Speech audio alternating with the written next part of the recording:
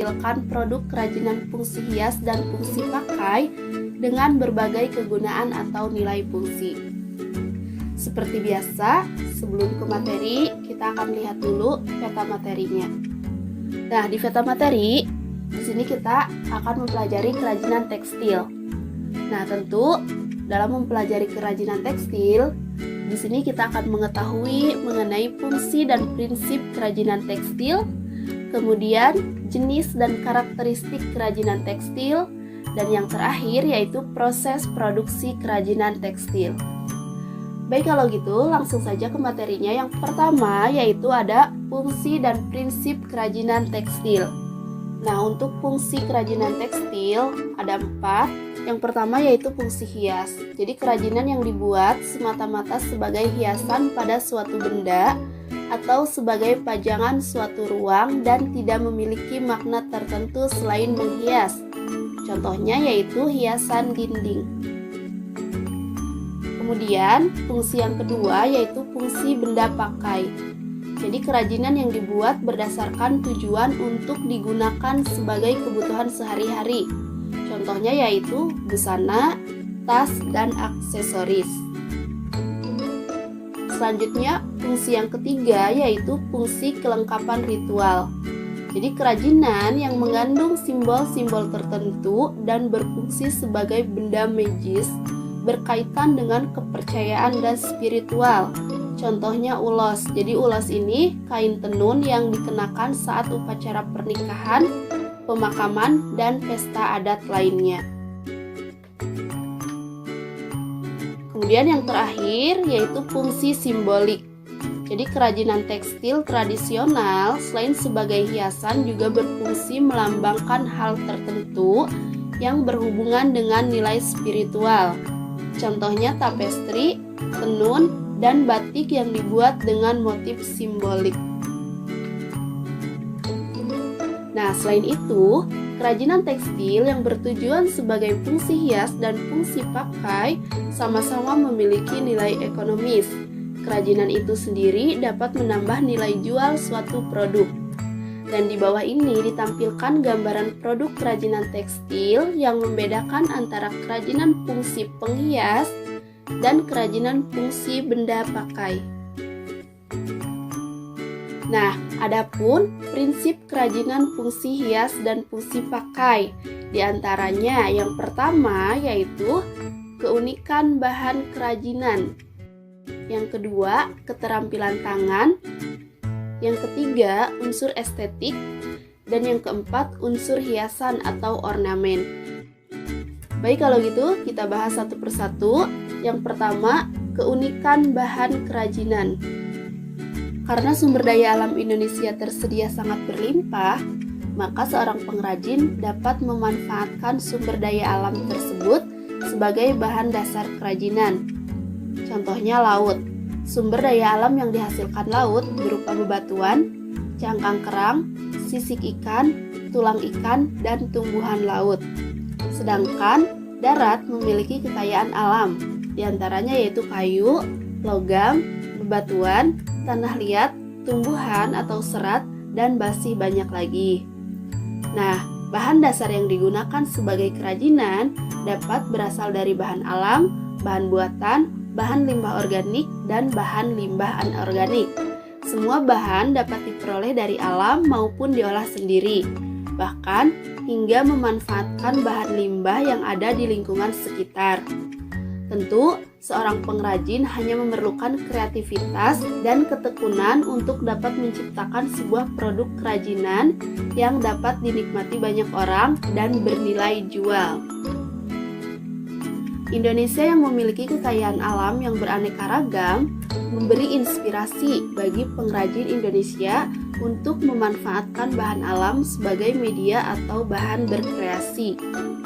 Kreativitas para pengrajin dan seniman sejak zaman prasejarah hingga kini dari generasi ke generasi dikerjakan secara turun-temurun hingga melahirkan karya kerajinan yang bersifat kedaerahan yang lazim disebut dengan istilah seni tradisional. Nah, dan setiap daerah memiliki ciri khas yang unik dan menarik sebagai identitas daerah setempat sesuai dengan bahan dasar kerajinan yang terkandung pada setiap daerah. Nah, dari semua macam bahan dasar untuk memproduksi kerajinan yang telah disebutkan di atas dapat digunakan sebagai kerajinan fungsi hias dan fungsi pakai. Dan adapun teknik yang digunakan dalam membuat kerajinan fungsi hias atau fungsi pakai diantaranya adalah teknik jahit untuk tekstil menggunakan alat mesin jahit, kemudian teknik ukir untuk kayu menggunakan alat pahat, teknik rajut untuk serat menggunakan alat hakpen, teknik sulam untuk serat dan pita menggunakan jarum, dan lain-lain. Dan di bawah ini berbagai alat untuk berbagai teknik yang digunakan dalam karya kerajinan. Selain itu, masih banyak lagi yang dapat dipelajari sendiri sesuai dengan kekhasan masing-masing daerah. Oleh sebab itu, kita harus mengenal berbagai teknik dan alat yang digunakan sesuai dengan bahan dasar yang digunakan. Baik, untuk selanjutnya, prinsip kerajinan fungsi hias dan fungsi pakai. Yang kedua yaitu keterampilan tangan. Seorang yang bekerja membuat produk-produk kerajinan umumnya disebut pengrajin. Pengrajin adalah seorang profesional yang bekerja secara konsisten, berkualitas tinggi dalam menciptakan sebuah produk. Dalam hal ini, sangat dibutuhkan keterampilan tangan dalam mengerjakan pekerjaan manual yang bersifat praktik, seperti halnya seorang mekanik. Teknologi hanya digunakan sebagai pendekatan yang membuat kerja lebih efisien, misalnya dengan alat-alat bantu kerja. Namun, tidak semata-mata semua pekerjaan kerajinan tekstil dapat dikerjakan dengan bantuan alat, meskipun dengan maksud agar dihasilkan produk kerajinan dengan jumlah banyak. Misalnya, batik tulis yang sepenuhnya dikerjakan secara manual. Sebagai pengrajin, dalam membuat produk kerajinan pada umumnya memiliki satu konsep karya yang dapat diproduksi lebih dari satu produk. Banyaknya produk yang dibuat menyesuaikan dengan kebutuhan masyarakat. Penggarapan produk tersebut dapat dikerjakan oleh beberapa orang atau beberapa tenaga kerja. Sebagai contoh, dalam memproduksi kerajinan batik dapat dikerjakan oleh beberapa tenaga kerja melalui pembagian kerja sesuai dengan bidangnya masing-masing, yaitu ada tenaga bagian membatik, mewarna, melorot, dan melakukan finishing. Dengan demikian, dari proses kegiatan tersebut dihasilkan produk kerajinan tekstil yang baik dan layak dipasarkan. Dan hasil karya kerajinan memiliki ciri khas yang unik dan menarik.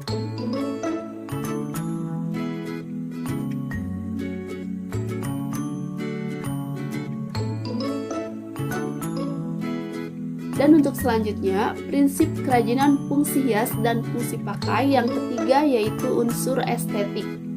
Kerajinan sebagai karya fungsional tidak cukup hanya memenuhi aspek fungsi saja, melainkan memerlukan sentuhan keindahan untuk meningkatkan kualitas dan nilai ekonomisnya.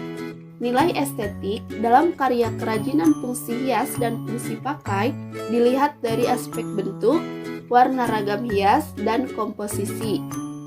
Dari segi bentuk, disuguhkan keberaneka-ragam bentuk sesuai fungsi, yaitu sebagai produk hiasan baik bentuk 2 atau 3 dimensi.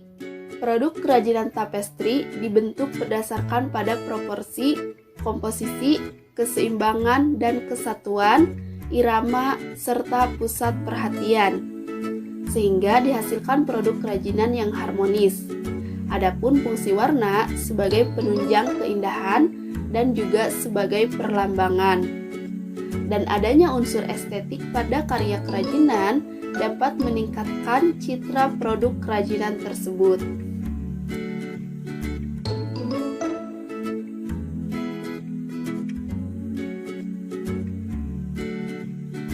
Selanjutnya, prinsip kerajinan fungsi hias dan fungsi pakai. Yang terakhir atau yang keempat yaitu unsur hiasan atau ornamen. Unsur hiasan atau ornamen adalah unsur dekorasi yang dibuat dengan berbagai cara. Di antaranya dilukis, diukir, dan dicetak. Ada dua jenis cara penerapan unsur hiasan pada produk kerajinan. Yang pertama yaitu hiasan pada permukaan produk, yaitu hiasan yang dibuat setelah produk kerajinan selesai dibuat. Kemudian yang kedua yaitu hiasan terstruktur, yaitu pembuatan hiasan dibentuk sejak awal kerajinan dibuat sehingga menyatu dengan produk itu sendiri. Unsur hiasan yang terdapat pada ragam hias setiap produk kerajinan tekstil memiliki nilai tradisi yang begitu kental. Inilah yang memperkaya khajanah kerajinan Indonesia sejak dahulu hingga sekarang. Kerajinan Indonesia memiliki ciri khas yang tidak dapat disamakan dengan negara-negara lainnya. Dan adapun ragam hias yang ditampilkan pada sebuah produk kerajinan tekstil bertujuan untuk keindahan dan keunikan. Oleh karena itu, produk kerajinan fungsi hias maupun fungsi pakai sama-sama membutuhkan unsur hiasan sebagai sentuhan pada produknya.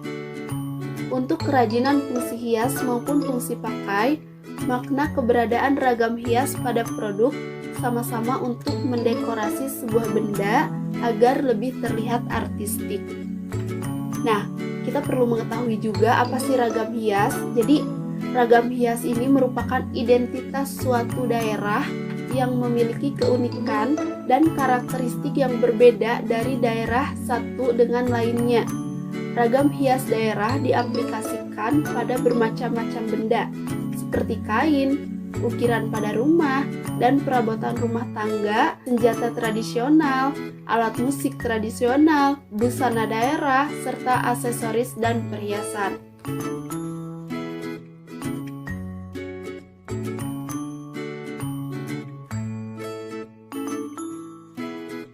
Selanjutnya, jenis dan karakteristik tekstil. Nah, sebelum menentukan sebuah kerajinan, kita harus mengetahui jenis dan karakteristik dari kerajinan tekstil. Jenis rancangan sebuah kerajinan tekstil dapat diwujudkan dalam kesatuan bahan dan teknik. Dalam mendapatkan suatu produk kerajinan tekstil yang baik, memerlukan sebuah perencanaan yang di dalamnya terdapat kesatuan antara bahan yang digunakan dengan fungsi serta jenis benda yang dibuat. Kerumitan dalam pengerjaannya yaitu perpaduan yang seimbang, berlawanan, atau saling bertentangan yang menghasilkan nilai estetis pada benda tersebut. Adapun rancangan dalam pembuatan kerajinan tekstil juga perlu diperhatikan, yaitu berupa cara menentukan susunan dari garis, bentuk, warna, dan tekstur. Dan di bawah ini terdapat dua macam teknik dalam pembuatan kerajinan tekstil, yaitu struktural dan dekoratif. Yang pertama yaitu struktural teknik. Struktural adalah susunan dari garis, bentuk, warna, dan tekstur dari suatu kerajinan tekstil yang dibentuk dari bahan yang dijalin sesuai teknik pembuatannya. Misalnya, tas yang dibuat dengan teknik rajut. Kemudian yang kedua yaitu dekoratif teknik. Jadi dekoratif adalah sentuhan atau perlakuan yang diberikan pada permukaan busana yang memberikan efek visual dan memperindah penampilan. Misalnya tas, kain katun yang dijahit lalu diberi hiasan dengan sulam pita. Perlu diketahui bahwa pembuatan produk kerajinan tekstil yang dilakukan dengan kedua teknik ini memiliki karakteristik yang berbeda satu sama lainnya. Karakteristik struktural teknik memiliki kecenderungan lebih klasik, unik, rumit, dan detail. Karena bentuk kerajinan tekstil yang dibentuk langsung saat membuat. Sedangkan dekoratif teknik memiliki kecenderungan yang hanya menghias permukaan sebuah benda. Meskipun demikian, dekoratif teknik memiliki unsur kekuatan memperindah sebuah benda menjadi lebih menarik dan anggun dibanding sebelumnya. Oleh karena itu, setelah memahami teknik, pengrajin kerajinan tekstil harus membuat rancangan produk, menyiapkan bahan dan alat, serta langkah kerja